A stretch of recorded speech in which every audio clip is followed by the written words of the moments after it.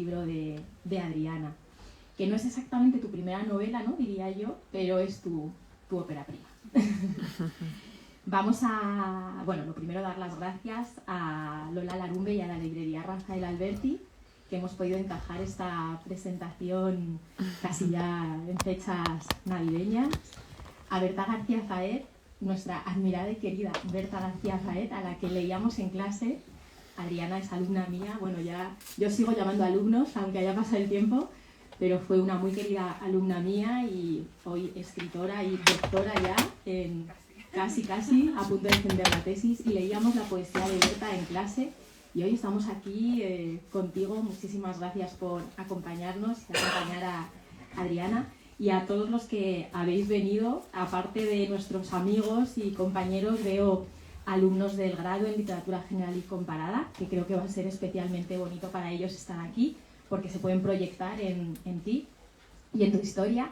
Y también veo a mis lectores del Club de Lectura de Ensayo del Alberti, así que, bueno, gracias por venir a una presentación más. Voy a ser muy breve porque estábamos hablando que en las presentaciones es terrible cuando el autor no puede hablar hasta el minuto 45 y tiene ganas de dar las gracias y la bienvenida.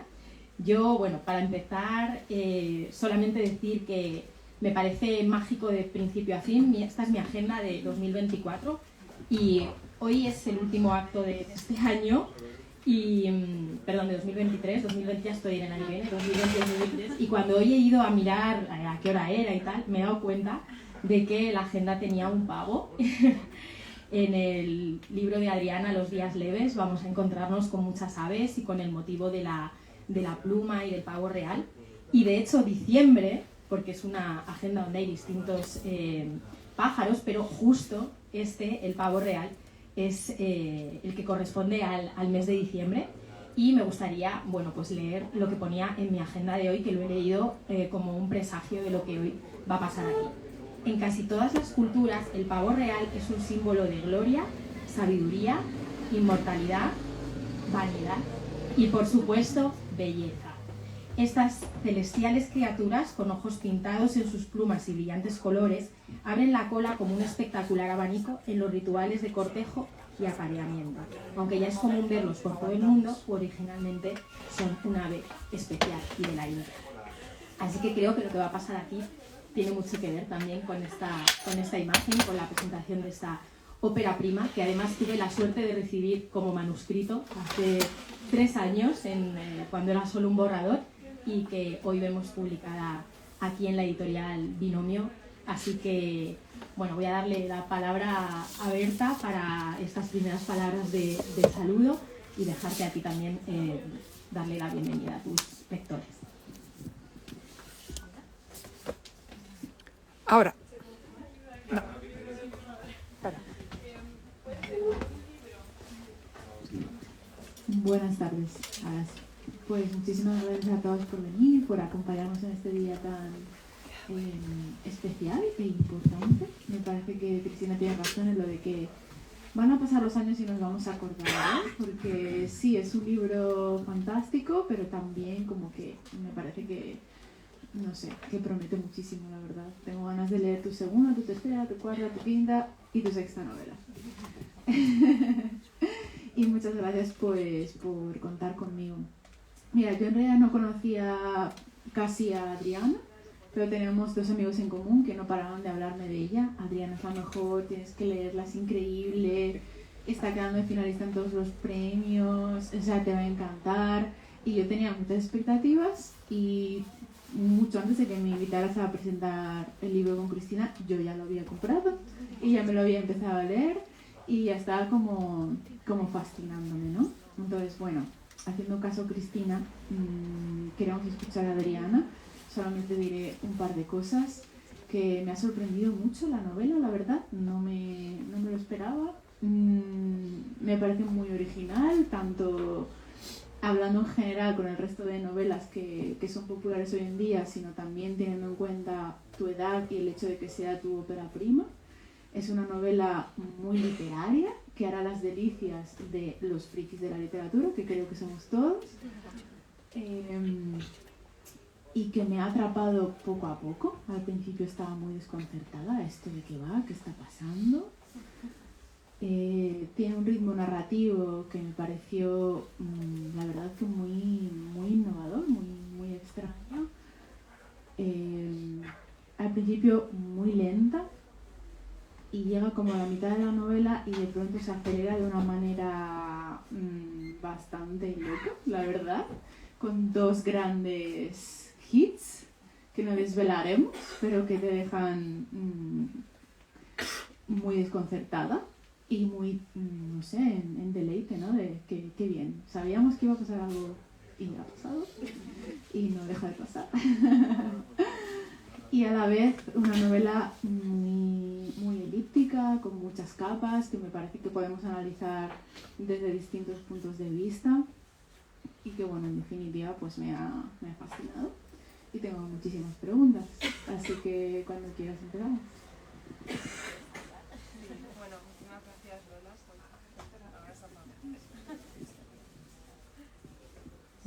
¿Ahora? Sí. Bueno, gracias Lola y gracias a la librería. Para mí es un sueño estar aquí, la verdad. A cuántas presentaciones habré venido y me he sentado ahí y ahora estar aquí es rarísimo, pero me encanta. Gracias a Cristina y a Berta también, bueno, ya os lo dije, pero de verdad que no podía pensar en dos personas mejores para presentar esta novela. Y bueno, os lo agradezco muchísimo y bueno, también, aunque no han podido venir, pero a mi editorial también que ha apostado por este libro que no, bueno, que quien me conozca sabe que ha costado, pero que está aquí, ¿no? Y bueno, estoy muy contenta de estar aquí con vosotros. Gracias. Genial, pues yo para dar pie a esta conversación a tres, me gustaría hacer un poco el histórico de este libro, porque quizá tengo un poco de ventaja en que conozco el antes de Los días leves. Adriana, ella misma me ha contado que en las clases de ficción literaria, que por cierto hoy han terminado, estoy muy feliz, los alumnos en cambio se les ve un rictus serio porque tienen que empezar a estudiar el examen, pero nuestros tiempos siempre van un poco al revés.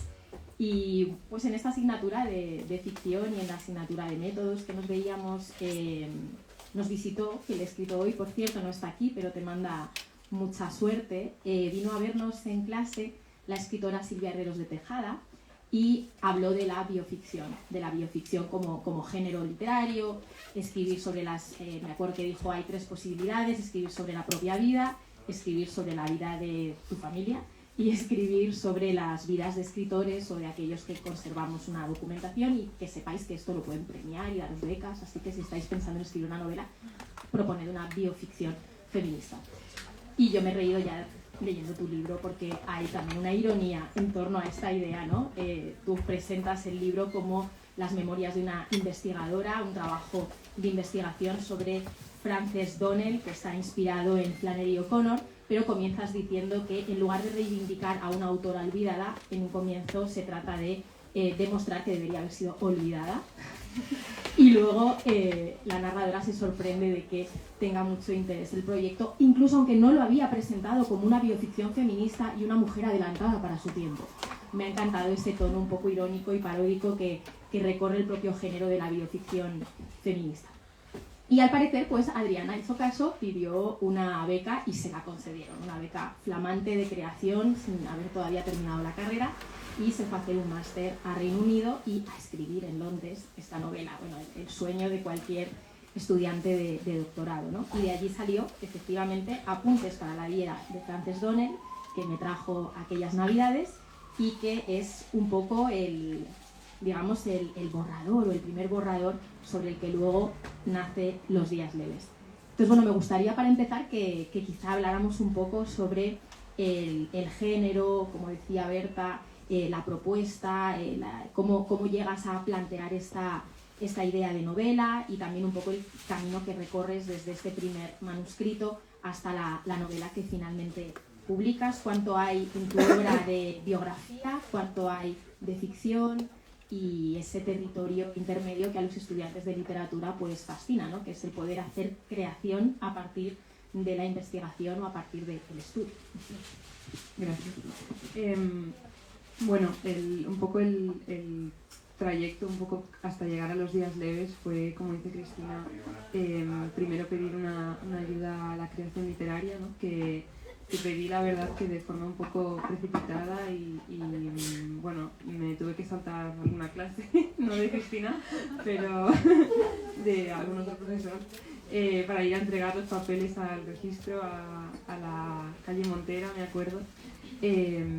Y yo pensé, bueno, en esa época estaba leyendo mucho a Flannery O'Connor, ¿no? Que es el personaje histórico en el que me baso para escribir la novela, y un poco pensando en la posibilidad, ¿no? de escribir una ficción a partir de la vida de alguien, pero con toda la libertad que da pues, la ficción para corromper y para mentir, todo lo que quisiera, pues fue mi punto de partida, ¿no? Tomar la vida de ella.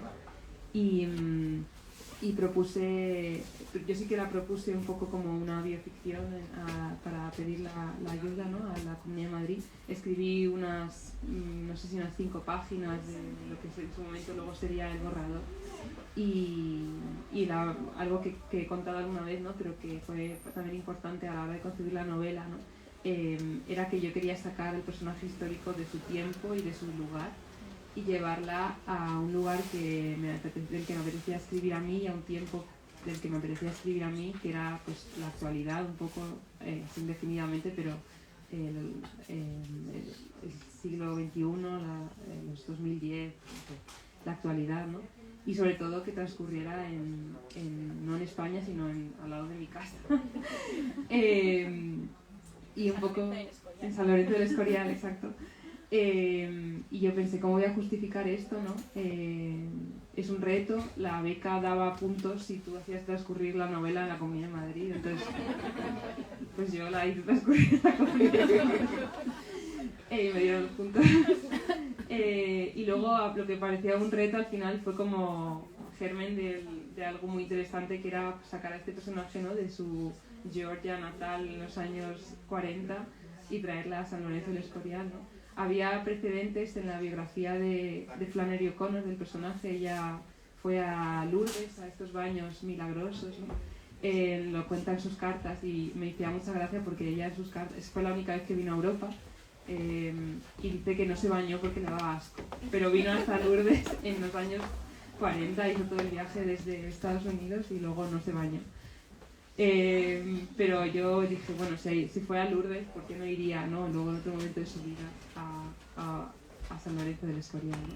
Y un poco pues sacar a este personaje de su tiempo y de su lugar y traerlo, para mí fue como el pistoletazo de salida para imaginar todo lo que vino después.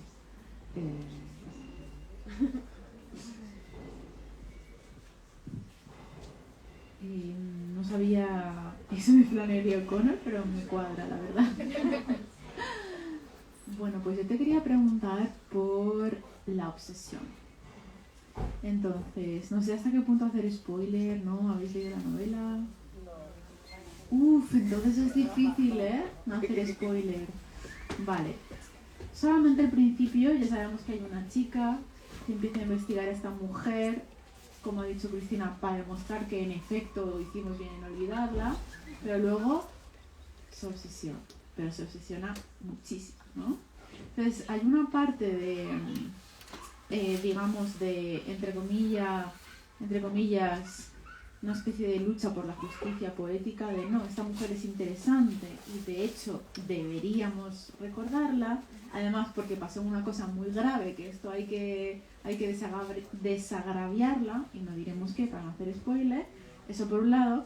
Por otro, es una chica joven haciendo carrera académica y tiene sus propios intereses, quiere como liarla, ¿no? Quiere como intervenir en el campo cultural con un puñetazo en la mesa y de manera pues indirecta beneficiarse a sí misma, ¿no? Entonces uno de manera humana entiende muy bien ambos motivos, ¿no? Pero hay ese tercero que cada vez va cogiendo más y más peso, y que para las lectoras es como ¿qué está pasando y a dónde nos lleva esto? Que es que se va obsesionando y no sé si en algún punto quizás has jugado también con la obsesión, voy a decir, sexual.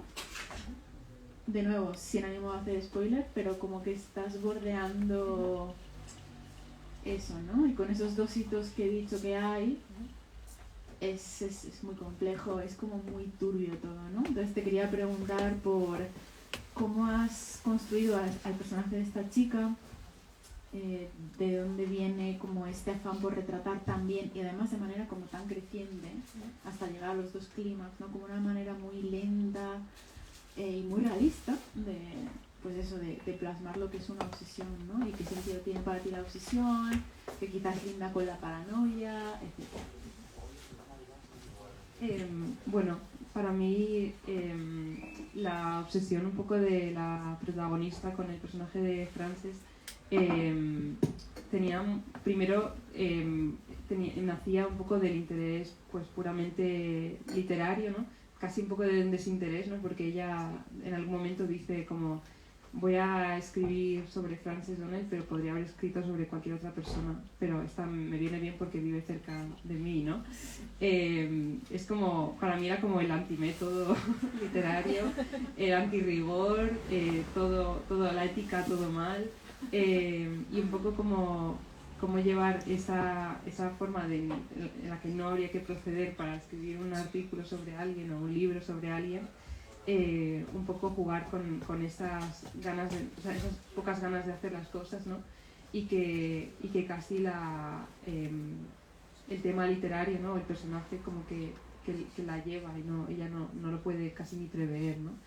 Y la obsesión a mí me interesaba mucho pues un poco para jugar con la idea, ¿no? Con la que luego yo como escritora no vivo para nada así las cosas, ¿no?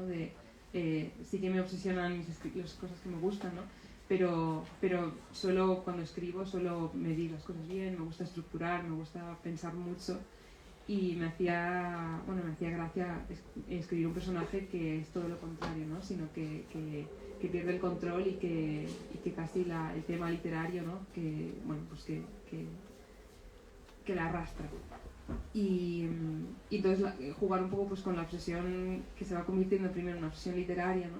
Y a la vez se va convirtiendo en una vía de escape, yo creo, para el personaje, para no ver las cosas feas que le están pasando en su vida, ¿no? Y bien, un poco para decir, se podría haber obsesionado con Frances como se podría haber obsesionado con cualquier otra cosa, ¿no? Lo que pasa que en el momento apropiado, en el lugar apropiado está el personaje de Frances, ¿no? Y a partir de ahí también un poco que me gustaría a mí que fuera tan fácil, ¿no? Pero casi como que no puede no escribir la novela, ¿no? Lo que es la novela o lo que es el libro de Frances es algo que le llega. Y como digo, es totalmente ajeno a mi realidad.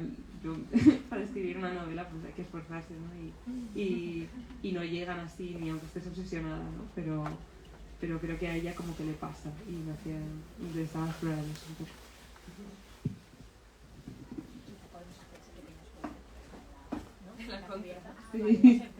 Sí. Bueno, nada, el spoiler que está en la contra es que, bueno, que lo que descubre el personaje de la estudiante, ¿no? Es que la Frances Donnell en realidad fue la escritora de La insoportable levedad del ser, de Milan Kundera, y ella, bueno, cree que Frances se lo confiesa mientras están tomando algo. Hasta que ya. Vale. Da igual. Bueno, se lo confiesa y ella cree que tiene que, bueno, que esta es lo que tiene que demostrar un poco, ¿no? Así que...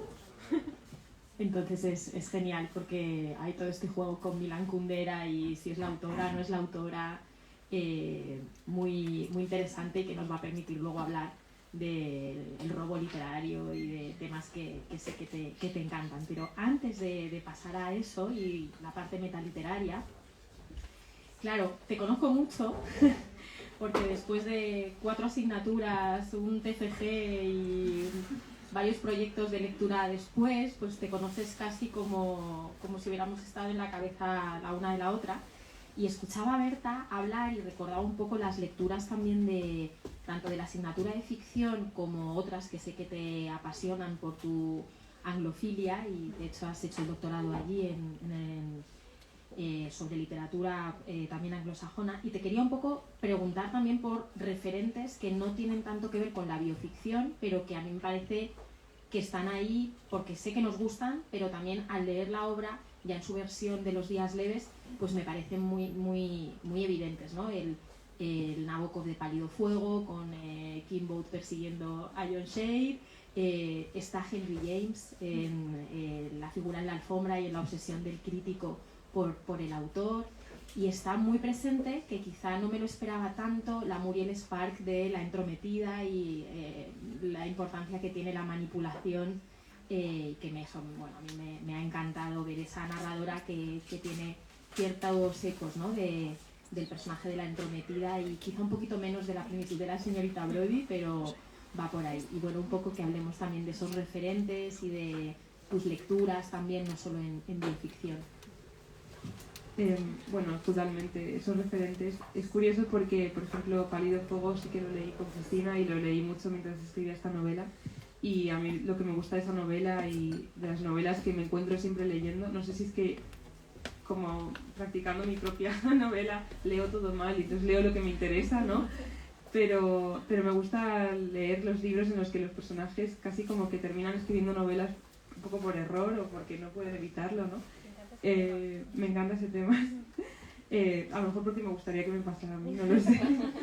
Pero sí, en Pálido Fuego, pues la frase que para mí resuena muchísimo es el crítico que está comentando un poema, ¿no? Y que dice de forma irónica, porque realmente en su comentario al poema está escribiendo toda una novela con personajes, con un montón de mundos y de tramas, ¿no? Cuando supuestamente está haciendo un inocente comentario, una crítica literaria, una pequeña reseña que se convierte en una novela, ¿no? Y él dice, no es mi intención que mi comentario sea una monstruosa novela, ¿no? Y es, pues eso, es una novela. Y por ejemplo, Muriel Spark, La entrometida, no la había leído antes de escribir esto, y luego la leí y dije, es que claro, es esto, ¿no? Es un personaje que no puede sino evitar todo lo que oye y lo que ve, le roba la vida a los demás y escribe su novela robando material. Y yo creo que al final, en parte es una obsesión, ¿no? Como dice Berta, ¿no? La obsesión es de la protagonista, es robar la historia y casi un poco vampiresco ahí succionar pues la vida de Frances para convertirla en un personaje literario.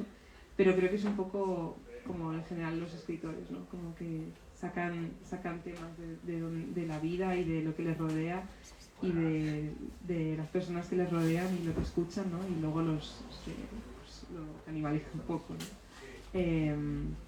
Pero siempre me encuentro recurriendo a esas novelas, yo creo, de personas que no son escritores, pero que terminan, pues, que tienen una historia que contar, que no pueden evitarlo.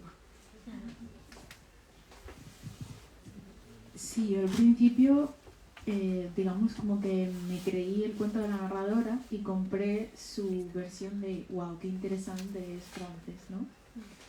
Y a medida que avanza la novela, como que digo, qué interesante es esta chica, más que Frances, porque la que está liando es impresionante, ¿no? Y lo que tú decías de quizás un cierto escapismo, también... Bueno, nada más empezar la novela vais a ver que Frances es un personaje como bastante seco, duro, cruel. Quizás le gusta un poquito humillar, ¿no? Y entonces en principio está en contraposición a la chica que narra, ¿no? Pero a medida que avanza la novela no es tan así. No diré que se le da la vuelta completamente. Quizás hay un poquito de contaminación en plan Don Quijote y Sancho, no lo sé, pero la narradora me parece más y más interesante, ¿no? Bueno, eso. Pero quería hacerte otra pregunta que tiene que ver con el personaje de Frances y su religiosidad extrema combinada con una crueldad extrema. Me pareció realmente muy curioso y yo no sé prácticamente nada de Flannery O'Connor, no sé si eso te lo has inventado, está basado en el personaje y también es algo en lo que se fija mucho la narradora, que en principio más adelante dice yo no tenía ninguna adecuación religiosa, pero aquí estoy intentando entender la fe y hace cositas para intentar entender la fe que no diremos cuáles. Como cuál es el papel de este tipo de religiosidad que a mí me parece muy del gótico americano, ¿no? No sé. Bueno, la religiosidad de Frances sí que la tomé de Flannery O'Connor.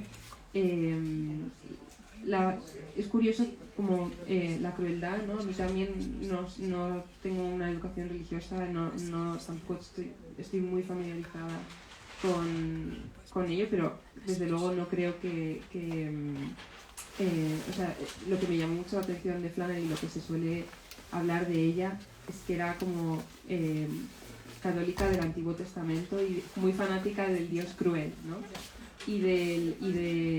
Incluso ella cuando hablaba si lees sus cartas, cuando habla con sus amigos y le pasan cosas malas a sus amigos, es como, claro, te lo mereces, ¿no? Porque era una persona como realmente como cruel y también muy mártir en cierto sentido, porque estuvo muy enferma durante toda su vida y ella lo vivía como algo que tenía que ocurrir porque así lo quería Dios, ¿no? Y a mí ese rasgo tan sufrido y tan esa religiosidad tan particular me inspiró mucho y también es curioso porque luego en los cuentos de Flannery O'Connor aparece mucho todo esto y la gente a veces, si no sabes mucho de la autora, o yo recuerdo la primera vez que la leí, un poco como le pasa a la narradora del libro, no ves la religiosidad sino solo ves la crueldad y dices, esta persona es nihilista, no cree en nada, no cree que haya una salvación posible y realmente no, es que su religiosidad es como muy particular de una lectura muy concreta, ¿no? del catolicismo y para mí era algo muy interesante también para como sacarlo totalmente de contexto, un personaje que no tuviera esa educación religiosa y que lo viviera todo con una fascinación como si nunca le hubieran hablado de esas cosas, ¿no?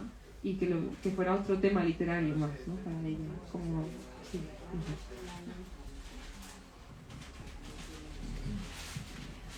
Bueno, pues nos has en parte respondido, pero si quieres porque me ha encantado lo de que te gusta escribir o sea, que tu tema es escribir libros por error. Me parece genial. Entonces vamos allá. ¿Cómo te has introducido también por tu parte de doctoranda, futura doctora, estudiosa de la literatura, sobre el tema de los archivos, el robo y cómo has planteado también esta temática que no siempre tiene esos componentes de ficción, ¿no? O sea, que al final cómo volver, porque tiene momentos también como de tú ironizas sobre eso, sobre que es una especie de fragmentos de una cutre novela de detectives, ¿no? El enemigo de nuestra narradora va a tildarlo así. Me ha encantado, por cierto, el personaje del catedrático que ha reconocido a ciertas personas que conocemos. Bueno, no sé, casualidades. Entonces, bueno, hablar un poco sobre eso, ¿no?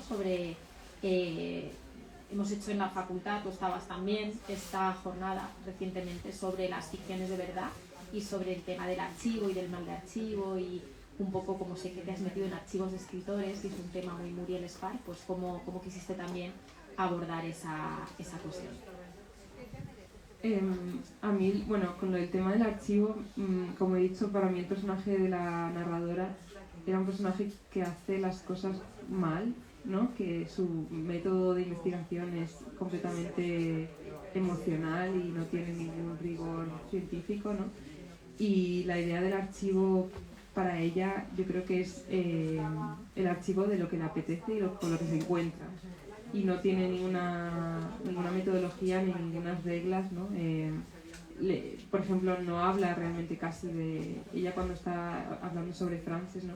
Apenas habla de su literatura, lo hace un poco, pero más desde un punto de vista de me ha ofendido o me ha parecido horrible o bueno, como no le da la atención necesaria que debería dar un crítico o literario o alguien que aspire a a decir algo interesante sobre el escritor, yo creo, ¿no? Y sin embargo, lo que es el archivo para ella es la persona de Frances, ¿no? El cotilleo, el chismorreo, ¿no?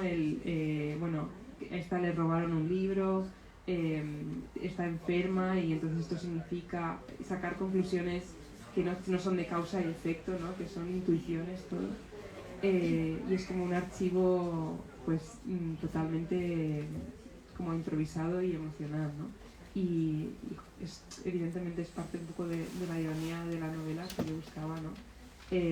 Y también un poco de, yo creo que ahora si yo leo el libro reconozco a alguien que estaba en cuarto de carrera un poco como harta de hacer trabajos de clase y de no poder hablar de lo que me apetecía, ¿no? Que era, pues este escritor se lleva mal con este, o Cristina que siempre nos hablaba de los signos del horóscopo. Decir esas cosas, ¿no? Que en los trabajos no cabían, pero que a mí me apetecía que todas leemos igual porque están en las cartas, están en los archivos y son cosas que bueno, que son material de novela, ¿no? Y ese archivo pues era el que me interesaba.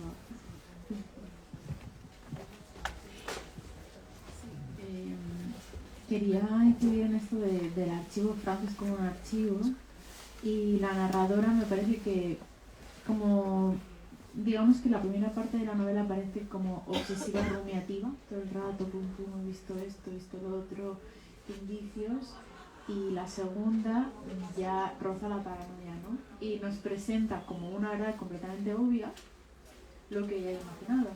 O sea, ella tiene la certeza de que este robo ha sucedido, entonces ella necesita una explicación.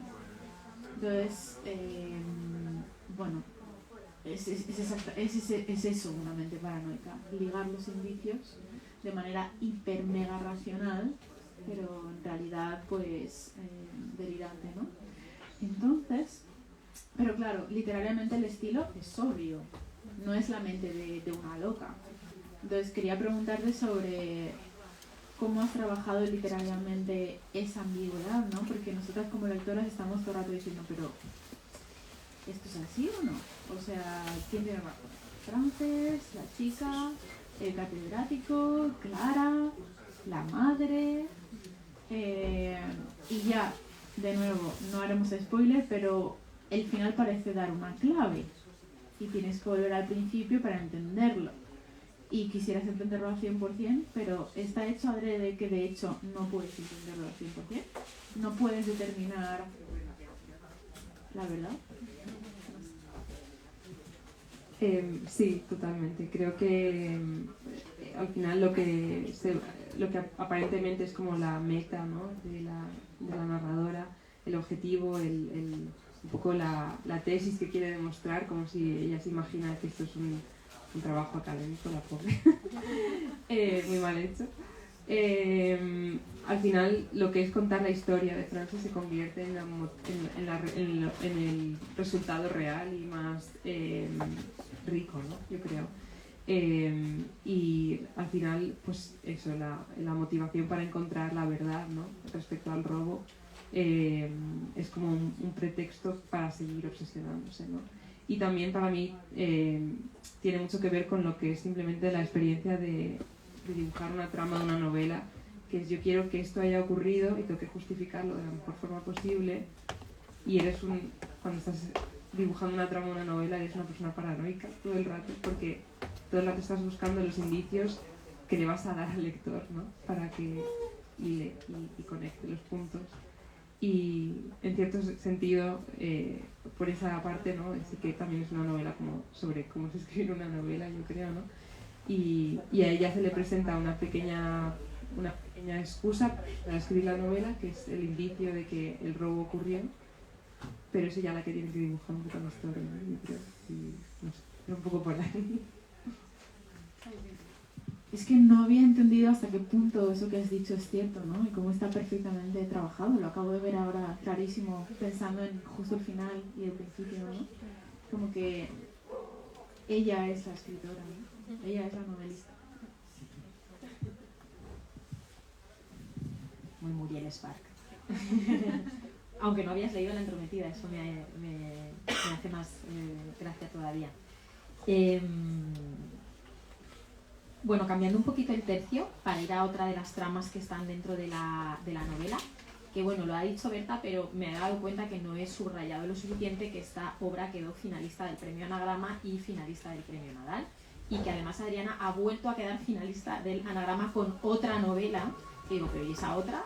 No, pues esta la escribí en Inglaterra. Digo, bueno, entonces ya el nombre de Adriana y esta obra pues ya no es quedar finalista de una cosa, sino que ya empieza, ha sonado bastante. Y bueno, quería decirlo porque quizá no lo he señalado lo suficiente al comienzo. Y quería preguntarte por esa otra trama dentro de la obra que tiene que ver con la enfermedad, con el cuerpo enfermo, con el propio personaje de Frances, pero también con la trama más humana, que es la relación que tiene con su madre, que me ha gustado mucho cómo combinas ambas partes.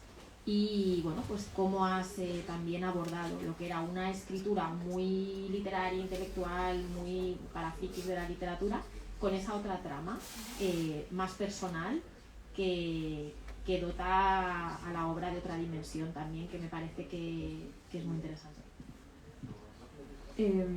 Sí, bueno, para mí no lo pensé en un primer momento la trama más humana, ¿no? La de la familia, la madre. No era la primera trama de la que me interesaba escribir, a lo mejor mi impulso fue claramente pues, el de Flannery, el de convertir a Flannery en Frances, ¿no? Y el personaje de Flannery y de Frances venía con una fuerte carga de este tema, de la enfermedad, no porque ella lo tratara en su literatura, el personaje real, Flannery, sino porque cualquier cosa que se lea sobre ella, biografías o sus cartas, ¿no? Está todo plagado de eso porque bueno, se murió muy joven, con 44 años creo, y es algo como que, bueno, que va de la... siempre se menciona cuando se habla de la escritora, ¿no? Y para mí era interesante, también un poco como casi una especie de pensamiento que me hubiera gustado, ¿no? Que no hubiera muerto tan joven, ¿no? Y imaginarla como una mujer mayor que nunca llegó a ser, también para mí era como una especie de, no voy a decir acto de justicia porque claro, luego la pongo un poco como la pongo, ¿no? Pero sí como, pues si hubiera vivido más, ¿no? A lo mejor hubiera visitado esta Lorenzo. Pero claro, a partir de ahí me hacía falta un contrapunto, ¿no?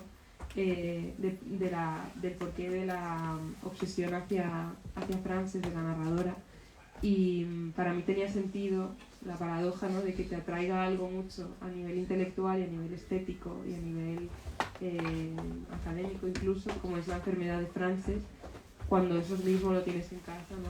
Pero no te apetece mirarlo de cerca porque es doloroso, porque es íntimo, porque no está filtrado por el tema de, vale, es la enfermedad de la escritora, es místico, es interesante hablar de ello, ¿no?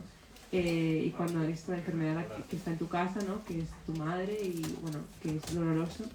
Y para mí el jugar con el hecho de que ella quisiera huir de algo que tiene en casa, fijándose en eso mismo, pero a través de lo literario, era lo que me parecía como lo más lógico y también interesante para establecer el paralelismo entre las dos enfermedades, ¿no? Y cómo se puede vivir, un poco también como la literatura en este sentido, de forma un poco, pues, no muy sana, ¿no? Y no del todo ética, tampoco diría, pero en cierta medida como que muchas veces recurrimos a las ficciones un poco para procesar las cosas o huir incluso de cosas que duelen o que no queremos mirar, ¿no?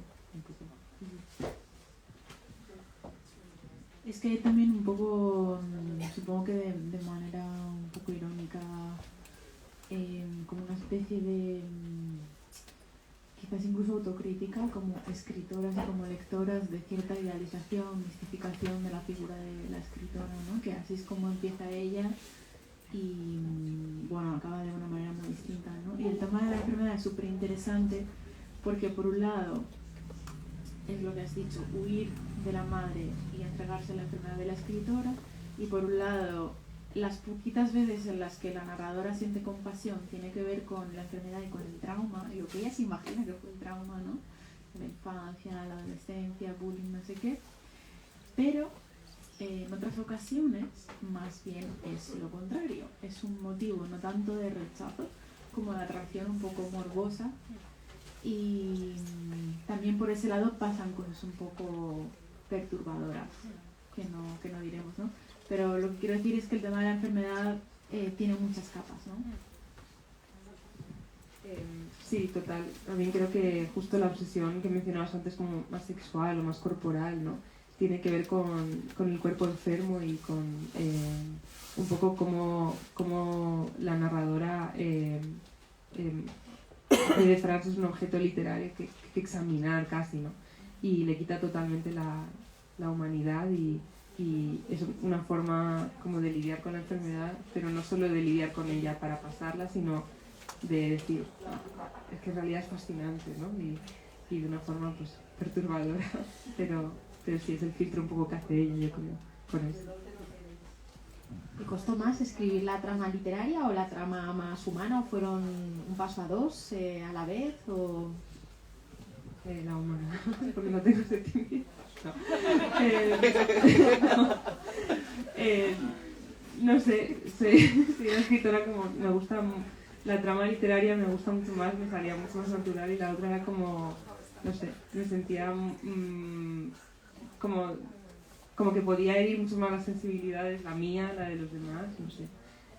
Y lo otro es una máscara, es una capa, es divertido, es hablar de cosas delirantes, ¿no? Y al final de decir es literatura todo, ¿no? Y lo otro es más, puede ser más como si fuese sujeto a otro tipo de conversación, ¿no? Que se va más allá de lo literario. Aprovechando lo de delirante, una pregunta a propósito de lo que tú has llamado también, preparando esta conversación, la premisa disparatada de la novela. Muy atrevido, muy valiente, un robo nada menos que de una obra muy conocida, lo vamos a poner en la solapa, quiero decir, el lector ya conoce ese punto de partida. Te atrajo desde el comienzo darle ese punto de partida tan alto, en algún momento te pesó tener luego que partir de esa idea, pero desarrollar toda una obra, y cómo manejaste los códigos del humor y demás que están en la obra también. En realidad la premisa disparatada de que Kundera le robó la insoportabilidad de ser a Frances fue parte de un primer capítulo probablemente de este manuscrito, en el que yo hacía una lista de posibles obras que le habían robado a Frances, ¿no? Hay una de Paul Auster, hay de todo, creo que incluso algo de Roald Dahl, puede ser que luego Roald Dahl aparece de otra forma. Y era como una especie para mí como de ejercicio de hipótesis, ¿no? De qué pasaría si este personaje hubiera escrito esto o esto o esto, ¿no? Y dentro de todas esas obras que podría haber escrito Frances Donnell, la de La insoportabilidad del ser, pues me llamaba mucho la atención porque la conoce todo el mundo, y también por la idea de la levedad, ¿no? Que le comentaba un poco a Berta antes, ¿no? Una autora con la que Flannery O'Connor tenía mucho, a la que leía mucho, era a Simone Weil, ¿no? La gravedad, la levedad, todo esto de la levedad y de querer ser leve, y de escribir cuentos como lo que escribía Frances, que eran muy violentos, nada leves, ¿no? Y que ella siempre decía que se sentía pesada, ¿no? Que iba como muletas, siempre era como, la levedad era a lo que aspiraba, pero lo que nunca iba a poder obtener. Y un poco jugando simplemente con esa asociación muy aleatoria de términos, esa premisa disparatada, como que no tenía ningún sentido en la realidad, pero en mi cabeza empezaba a tener mucho sentido, ¿no? Y también pensé, no puedo hacer una premisa medio disparatada, porque entonces es más difícil, es curioso, pero es más difícil defender algo que puede ser que algo que claramente no fue, porque yo ya meto en el juego a los lectores conmigo, que ya saben que eso no fue así. Y ya partimos de la idea de que esto es un disparate, entonces vamos a jugar con ese disparate un poco, ¿no? Bueno, a mí me has hecho dudar en algún momento. Ojalá. Y luego, bueno, pues Kundera, justamente, yo este libro estaba escrito, pero claro, falleció este año, ¿no? O el pasado.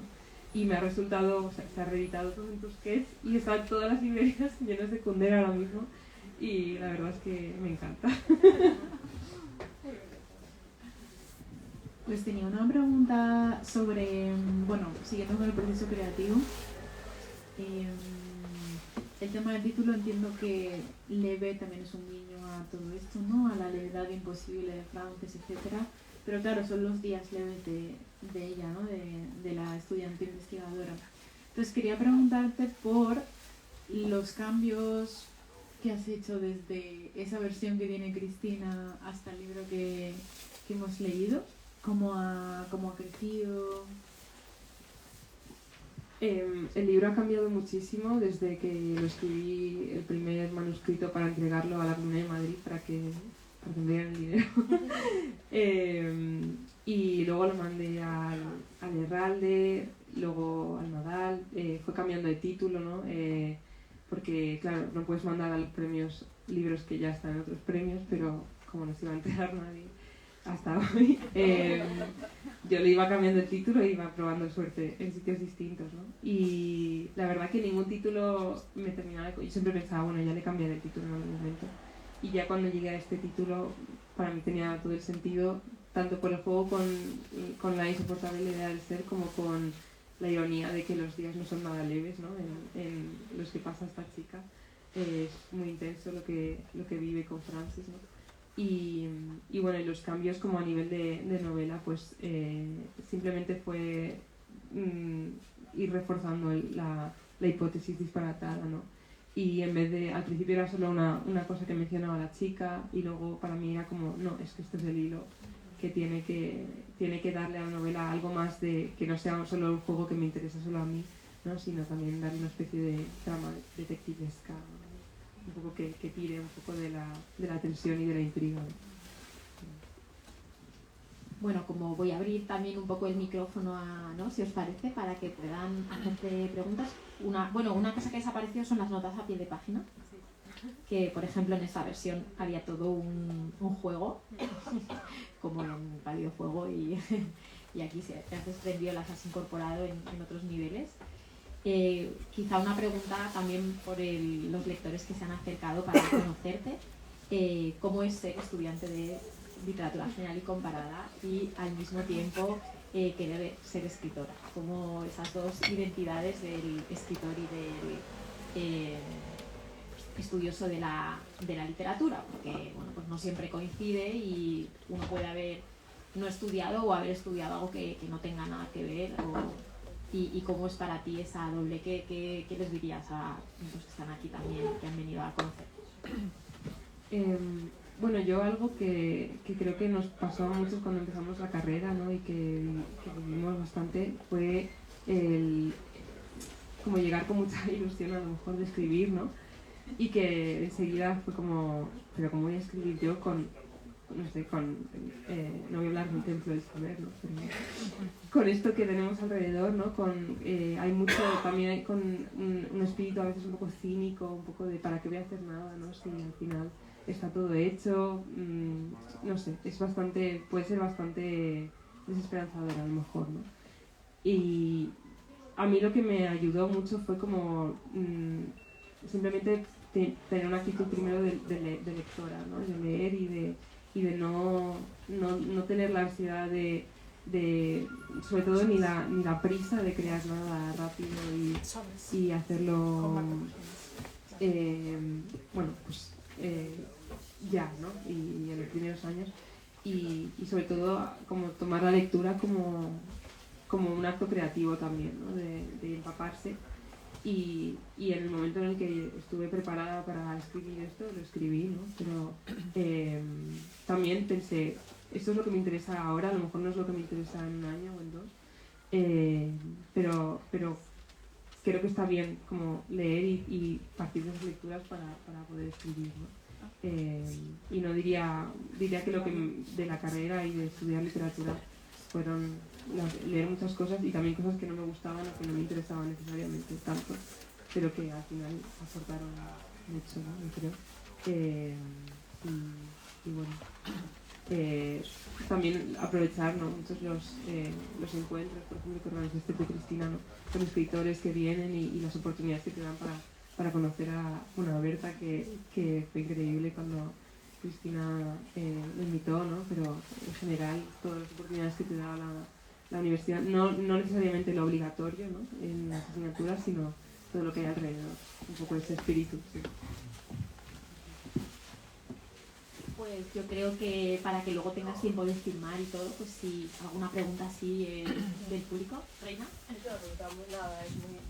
No he leído la novela, no hablo pues, pero me parece que puede ser del estilo de la de Vilamatas, que se encuentran con situaciones y vas de una a otra, o no tiene nada que ver. No sé si es... Yo siempre pensaba que era... Sí, es un... Por lo que has contado, que no la he leído, ¿no? Pero él va de una cosa a otra, que se las va topando, se le van topando en la vida. Si puedo hablar, diré que leyéndola he pensado, podría haber sido la primera impostura de Vilamatas o una primera obra de Vilamatas, pero como algunos sabéis estoy un poco condicionada. Sí, yo creo que, bueno, al final, como digo, fue una novela que escribí justo en este último año de... Bueno, empecé a pensarla, ¿no? En ese último año de carrera y con la influencia de Cristina, ¿no? Que es expertísima en Vilamatas. Seguro que se me pegaron inquietudes o cosas, ¿no? Y también leímos a Vilamatas historia de la literatura portátil, ¿no? Y bueno, sí, en el sentido el humor, yo creo, y esa premisa también un poco así, ¿no? Me recordaba más a impostura, juegos con la identidad, eso sí. el robo, o sea, el Vilamatas antes de Historia abreviada, que es realmente el de Juventud Primera, como la asesina ilustrada, de juego, ¿no? Del juego, exactamente. Ese sí, todo ese espíritu yo creo que sí. Yo quería darte las gracias, Adriana, y es una maravilla. Una presentación es un alumbramiento, ¿no? Es una puesta en escena, una salida, ¿no? Y ver una alumna de Cristina con toda la red, ¿no? Que tenemos aquí en la librería Alberti, con sus grupos de lectura, con los encuentros, con el Club de Pensamiento, Berta, que estuvo hace poco también presentando su último libro de poemas, ¿no? A mí de repente pienso, hay una malla que nos sostiene, que nos sujeta, que es mucho más fuerte de lo que nosotros nos pensamos, ¿no? Y ver la creatividad de una escritora, que además empieza con esos pasos lentos, ¿no? Pero con esa ya seguridad, como dice la profesora Oñoro, que ella tiene, pues es un gusto para nosotros, para la librería Alberti, para los lectores. O sea que te doy la enhorabuena, te deseo que sea una larga carrera, que tengas mucho éxito, sobre todo que puedas escribir lo que quieras y que te lea mucha gente. Eso yo Gracias, creo que ¿verdad?